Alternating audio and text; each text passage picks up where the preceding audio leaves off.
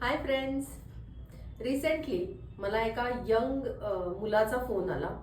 तो इंजिनियर झालेला आहे, नोकरी करतोय, पण त्याला शिक्षणासाठी बाहेर जायचं आहे. But he is not getting calls from any of the universities. मला म्हटलं, मॅम मी इतका डिप्रेस झालो आहे, मला काहीच करावंसं वाटत नाही.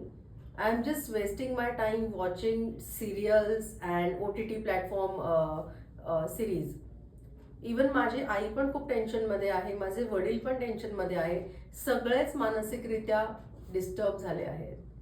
आणि मॅम माझ्या बाबतीतच असं का होतं? माझ्या सगळ्या मित्रांना मिळालं ॲडमिशन्स, वाय मी त्याला सगळ्यात आधी सांगितलं की मित्रा, व्हाय मी हा प्रश्न एकतर तू आधी आत्ता काढून टाक. कारण या प्रश्नामुळे असं होईल की ज्यावेळी तुला ॲडमिशन मिळेल तेव्हा सुद्धा पुढच्या एन्झायटीज, आता विसा मिळेल का, तिथे कसं होईल, ह्या तुला सॅटिस्फॅक्शन देणार नाहीत, जॉय देऊ शकणार नाहीत. गीतेमध्ये एक श्लोक आहे, इंद्रियाणि पराण्याहुरिंद्रियेभ्य परम मनः मनसस्तु परा बुद्धिर्यो बुद्धे परतस्तु सहा.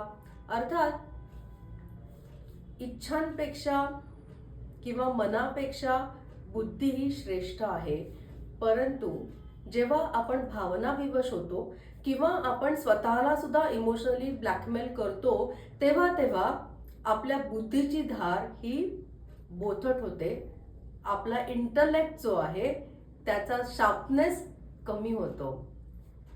So please understand this and balance ठेवा इमोशन्समध्ये आणि तुमच्या इंटलेक्टच्या अनालिटिकल माइंडमध्ये.